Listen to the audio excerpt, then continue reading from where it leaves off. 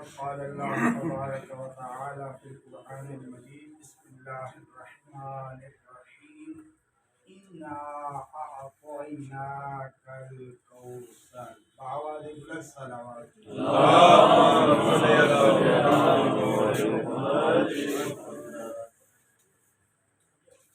آپ سب کی خدمت میں ہدیہ تبریک پیش کرتا ہوں اور امام زمانہ علیہ السلام پاک پیغمبر کی بارگاہ میں ہم ہدیہ تبریک پیش کرتے ہیں۔ ایک چھوٹا سا سوال اور اسی کے ساتھ اس سوال کا جواب آپ لوگوں سے لوں گا، اس کے ساتھ دعا ہم شروع کریں گے۔ سوال یہ ہے کہ ابھی آپ سب کو ہمارے بھائی زوار غلام عباس صاحب نے بلایا ہے، انہوں نے یہ مٹھائی بھی رکھی ہے۔ مجھے یہ بتائیں، اگر یہ کہیں کہ یہ مٹھائی کھانے کے بعد آپ فوراً میرا شکریہ ادا کرو، تو مجھے بتائیے کہ کیا آپ یا بلکہ وہ خود بھی ان سے اگر ہم پوچھیں تو وہ کہیں گے مولانا صاحب یہ آپ نے میری عزت نہیں کی، کیونکہ ان کا شکریہ میں ادا کرتا ہوں کہ انہوں نے میرے کہنے پر آئے ہیں۔ تو اب ذرا قرآن مجید میں دیکھیے، قرآن مجید میں اللہ سورہ کوثر میں کیا فرما رہا ہے؟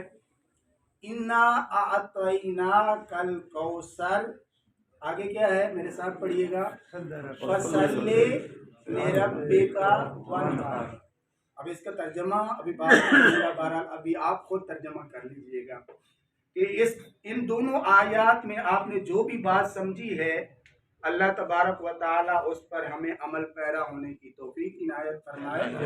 اس کے ساتھ ساتھ ایک اور آیت بھی آپ لوگوں کو یاد ہوگی، لَقَدْ مَنَّ اللَّهُ عَلَى الْمُؤْمِنِينَ إِذْ بَعَثَ فِيهِمْ رَسُولًا۔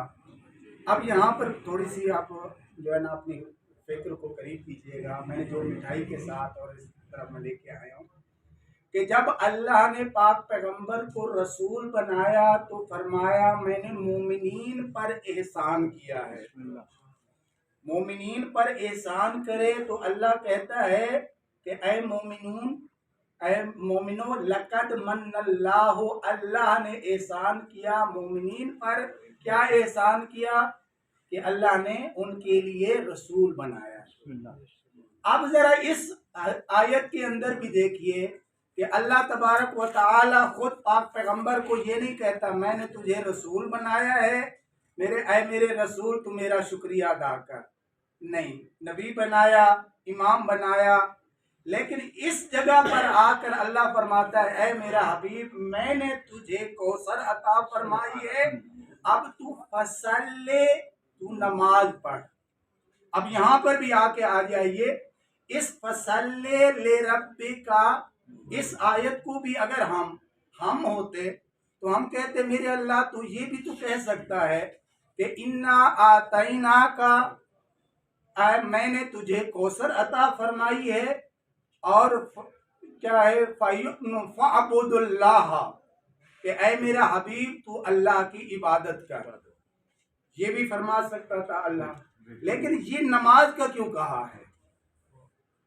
حالانکہ نماز کس میں ہے؟ عبادت کے اندر ہے۔ جیسے یہ چھت ہے، اس چھت کے نیچے ہم سب بیٹھے ہیں، یہ مٹھائی، یہ لیپٹاپ، یہ ٹیبل، اسی طرح عبادت چھت ہے، عبادت کے اندر کیا ہے؟ نماز ہے، عبادت کے اندر قرآن پڑھنا ہے، عبادت کے اندر ماتم داری ہے، عبادت کے اندر یہ تمام حج کرنا جتنی بھی ہیں یہ ساری کی ساری کیا ہیں؟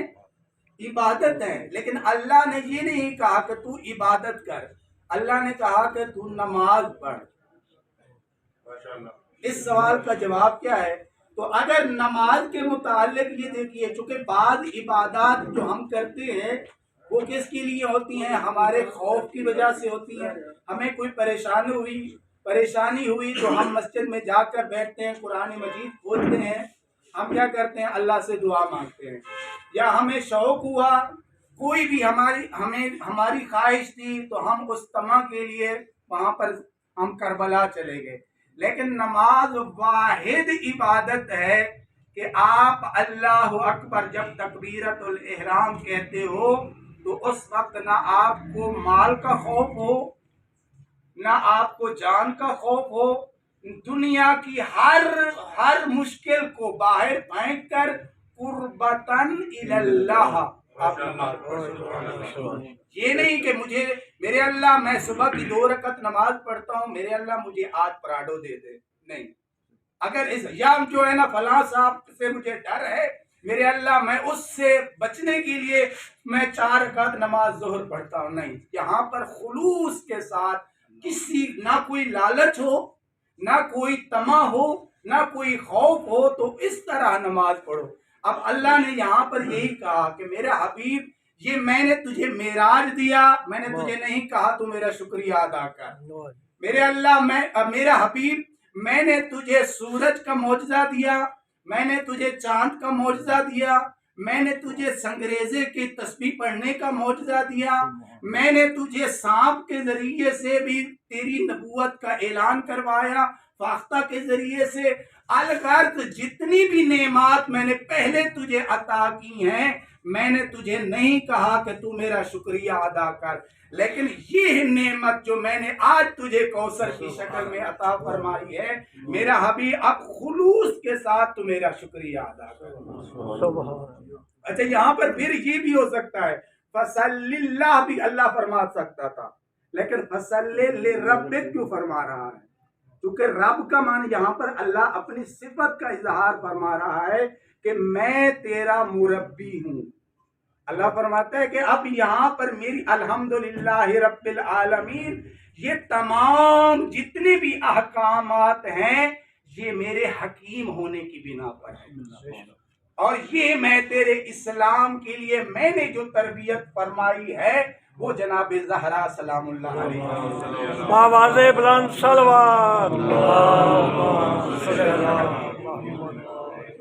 اور یہ میں آج یہ، اور پھر اسی آگے دیکھیے کیا فرمایا اللہ نے کہ یہ میری زہرا، یہ میری تربیت کا مظہر ہے، یہ تیرے اسلام، تیری شریعت کی حفاظت کرے گی، تیری شریعت کو آگے چلائے گی۔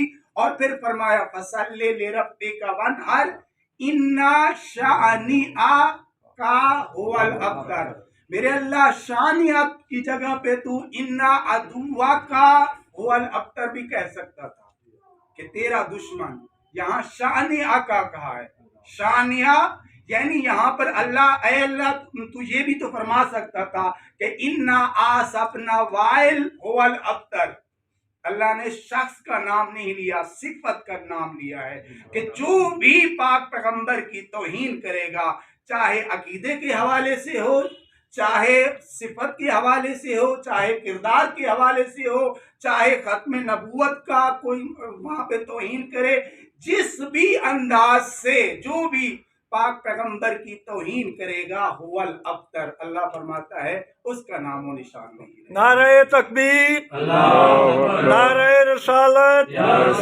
حق دا امام نعرہ حیدری، مشروط امام زمانہ بلندتر صلوات۔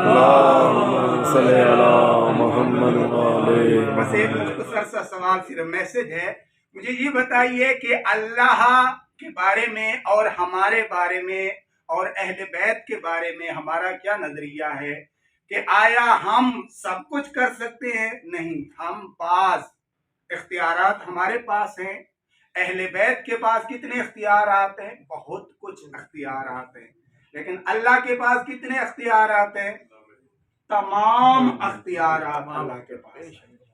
تو اللہ حکیم ہے، اللہ مدبر ہے، جتنے جو بھی وہ انتظامات فرماتا ہے اس کے انتظامات لامحدود بھی ہیں اور جو ہیں بلندی پر فائز بھی ہیں۔